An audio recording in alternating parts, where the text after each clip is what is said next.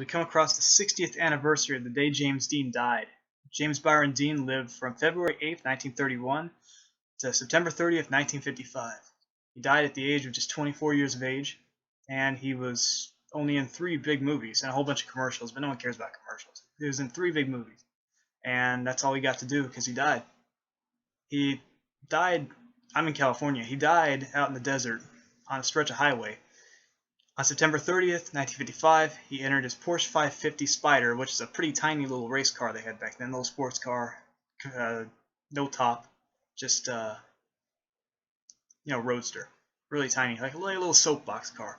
And he got in it and went down highway on his way to a race. He was testing out to see how fast he could make the car go, which I guess in theory is a pretty good idea until you actually hit something, which he did. He struck a car driven by 21-year-old Donald Turnipseed. I turned 21 on the 10th. Just gave away my age. Oh well. Anyway, he struck Mr. Turnipseed, and in his 1949 Ford, which is like a tank back then. So after he struck him, Turnipseed was fine. Dean, on the other hand, Dean wasn't so fine. Dean was killed instantly.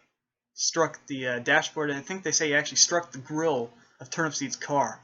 His head went through the windshield, and he struck the grill, and it broke his neck, lacerated his head. He was probably fractured his skull a few places. He was mangled. He was dead.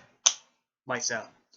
His friend, a passenger, a German man who worked on Porsches of the day, survived after being tossed out of the car a ways. Yet he died in another accident in the 70s, so I guess he was just unlucky. Turnipseed survived with just a bloody nose, from what I understand, or minor injury, something like that. And he died, I think, a few years back, probably in his, let's see, if he was born in 34, he probably died in his late 70s. So, yeah. One of those things that makes you think. He died at just 24 years of age after only making 3 movies, but everyone remembers him. He popularized blue jeans, which I'm wearing, you just can't see. I'm dressed just like he was in Rebel Without Cause on account of his anniversary, and this is just how I usually dress anyway, so. Yeah. Happy 60th, not really happy. 60th anniversary of James Dean's death. It's not really happy, but that's what happens. Pretty fucked up, but, that's just how it goes. So, yeah. I might do a video tomorrow talking about his life. More about his life and his career and, all that stuff. But right now I just wanted to get this up, so stay cool.